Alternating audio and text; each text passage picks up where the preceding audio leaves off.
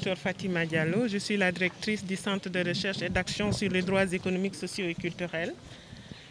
On est basé à Dakar, donc on est un centre de recherche et d'action qui travaille exclusivement pour la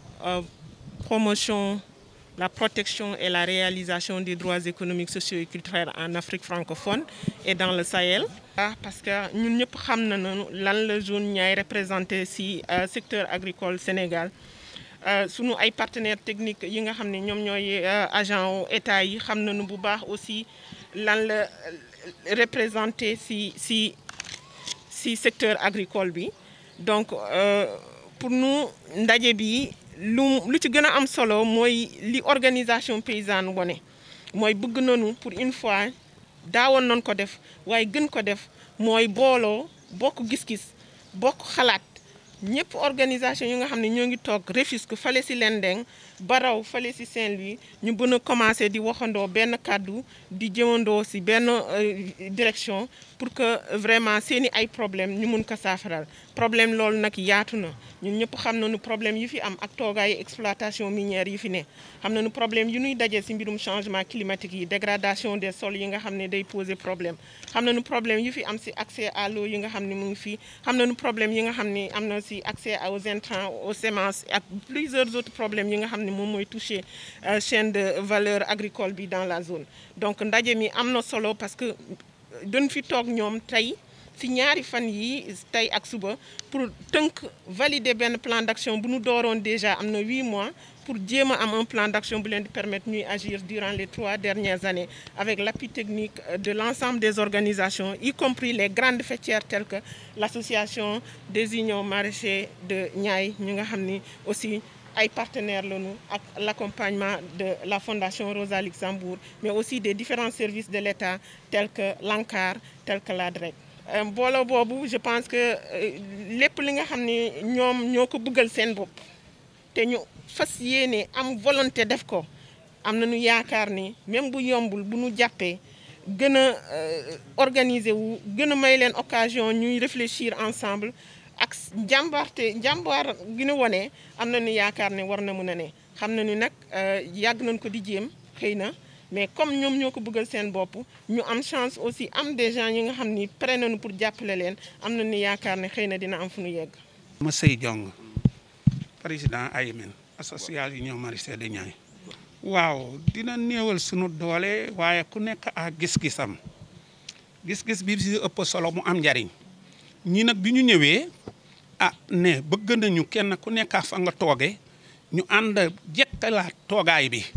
bokk di tegandoo di dóorandoo du nu man lu dul rafetlu ko si biir rafetlu ko nag dégg ngeen ni ma waxee si biir saal bi kenn ku nekk mu xam ne li ñuy indi si wax si jàppale njariñu Niayes bi la parce que Niayes bi am na jafe-jafe boo xamante ne bii tegandoo dóorandoo doo nga moo nu ko mënal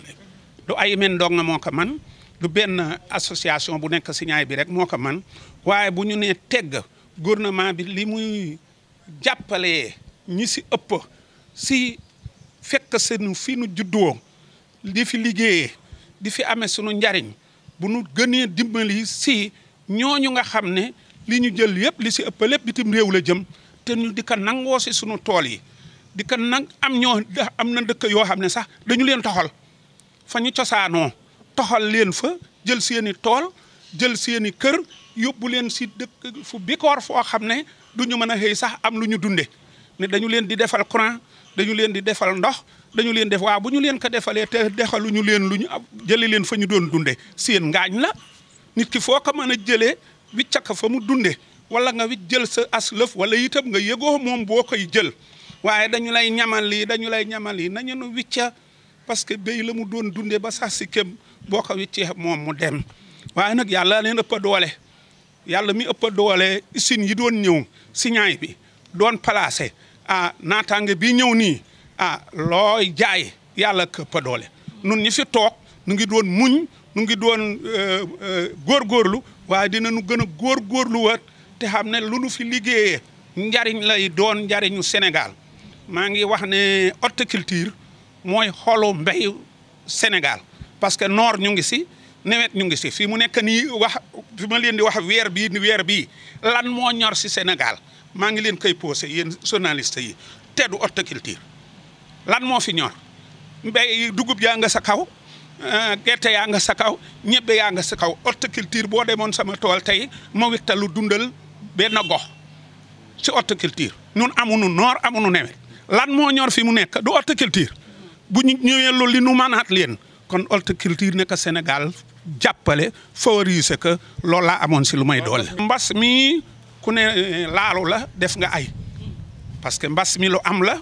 te loo xamante ne lii la nanu ñaan yàlla jëlee ko fi ndaxte baaxul waaye li ko fi jëlee yëpp moo di nanu ànd moytu ko bu nu àndee moytu ko di sol masque yi nit ñi toog si seen liggéey nun nag waa horticulture sonanu loor si ñaay bi dégg ngeen ka ndax li tax dañuy dem suñuy tool ñibbi suñuy kër toog di yeggu nu wàccunu lu nu witta jaay ka récolté dundal waataax yi ba tax na ma wax dëgg yàlla sant nañu si yàlla waa ñaay bi.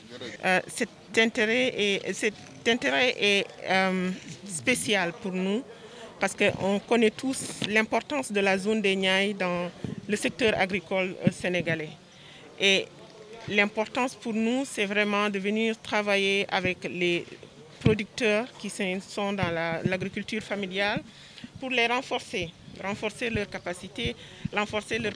d'organisation, renforcer aussi leur capacité de coordination et aussi leur amener, on espère, un appui technique sur toute la chaîne de valeur, sur les questions foncières qui sont assez criardes dans la zone, sur les questions liées à l'exploitation minière qui est un grand problème, sur les questions récentes aussi liées au changement climatique et aux différentes variabilités qu'on a vues dans la zone. Et on est là avec nos différents partenaires techniques et financiers, dont la Fondation Rosa Luxembourg, mais aussi avec les agences techniques de l'État qui sont des vrais collaborateurs, mais avec la collaboration aussi de l'ensemble des organisations paysannes installées entre la zone de Rufisque à Lendeng jusqu'à la zone de Raou à Saint-Louis. Et donc pour nous, c'est vraiment important et cette activité constitue une étape importante pour la réalisation de ce qu'on appelle le plan d'action de Daré-Khoudoss, qui est pour nous une feuille de route pour des actions dans les 3 années à venir qui vont être structurantes pour le secteur. L'état final, c'est de valider un plan d'action, comme on l'a dit, avec des orientations très claires, des indicateurs assez clairs, des cibles assez spécifiques, et aussi la mise en place d'un cadre de concertation qui permettra à ces différents exploitants agricoles, tous les gens qui interviennent dans la chaîne de valeur agricole entre la zone de Rufisque jusqu'à la zone de Raou, qu'ils puissent se retrouver dans un seul cadre qui les permettra d'avoir une seule vision, de réfléchir ensemble sur leur destinée et de comment ils veulent agir ensemble et de renforcer la cohésion entre les acteurs. Donc l'objectif vraiment, c'est la validation de ce plan d'action, mais aussi la mise en place d'un comité de pilotage qui va piloter la mise en place de ce cadre. Parce qu'il y a beaucoup d'efforts à faire par rapport au changement climatique dans la zone, parce qu'on voit vraiment les effets sur la nappe phréatique, de plus en plus les problèmes d'accès à l'eau pour la plupart des organisations paysannes, c'est un grand problème. Donc il y a vraiment des actions qui doivent être entreprises et ces actions, nous allons les définir justement dans le plan d'action qui va constituer la feuille de route dans les années à venir. Heureusement que pour nous, ce n'est pas une demande qui vient de CRADEX. C'est une demande qui vient des organisations elles-mêmes. Le constat que vous faites est un constat que ces mêmes organisations ont déjà fait.